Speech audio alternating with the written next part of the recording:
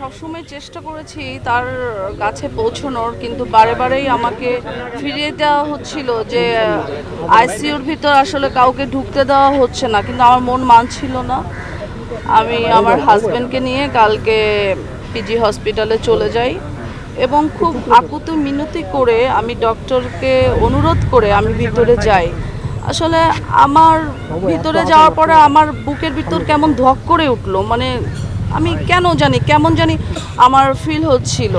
তারপরে তার কেবিনটার সামনে যখন আমি যাই, তাকে যখন আমি ওই মুহূর্তে ওই অবস্থায় দেখি, আমার কাছে মনে হলো কি একটা ডল ঘুমায় আছে। তো এত মায়া, আমি বারবার ডাকছি, অঞ্জনা আপু, অঞ্জনা আপু, এই আপু, ডাক শুনছো না? আপু, মাথায় হাত দিচ্ছি, তার ফেসে হাত দিচ্ছি, বারবার তাকে মানে মানে তাকে আমি কথা বলার চেষ্টা করছি যে আমরা তোমার সহকর্মী এসেছি। আমি তারপর বলছি আমি পলি, আমি আসছি।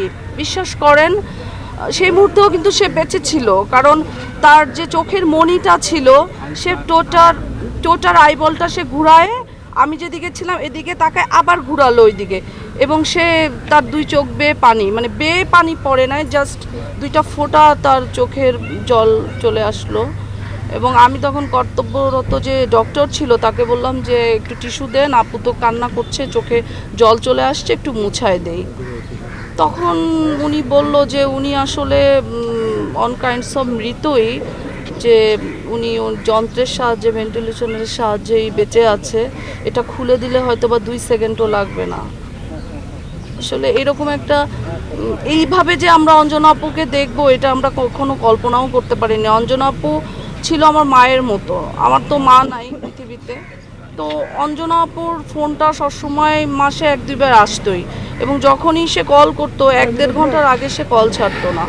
তার অনেক অভিমান ছিল চলচ্চিত্রের, বিশেষ করে 2টা হিরোর প্রতি তার অনেক অভিমান, অনেক অভিশাপও দিয়ে গেছে, আমি নাম বলতে চাই না। তো মানুষ মরে গেলে যে মায়া কান্না তারা করে, আসলে এটা বেঁচে থাকতে কেন তোমরা সেই সহানুভূতিটা দেখাও না? আমার প্রশ্ন হচ্ছে এটা। আমরা চলচ্চিত্রের একটা জিনিস খুব লক্ষ্য করি, যারা সিনিয়র হয়ে যায় তাদের যে আদর আপ্যায়ন খোঁজ নেওয়া, এই জিনিসটা খুব পরিমাণ কমে যায়। যে দুঃখটা না আসলে আর্টিস্ট নিতে পারে না, তখন আস্তে আস্তে সে একাকিত্বতায় ভুগে, বিষণ্ণতায় চলে যায়। তো অঞ্জনা আপাকে আমরা যারা চলচ্চিত্রে, আমরা যারা কর্মীরা ছিলাম, এই অভাবটা আমরা কখনো বুঝতে দিতাম না। আমরা যে কোনো সময় সে ফোন দিলে কথা বলতাম, আমাদের যে কোনো প্রোগ্রামে তাকে ইনভাইট করতাম।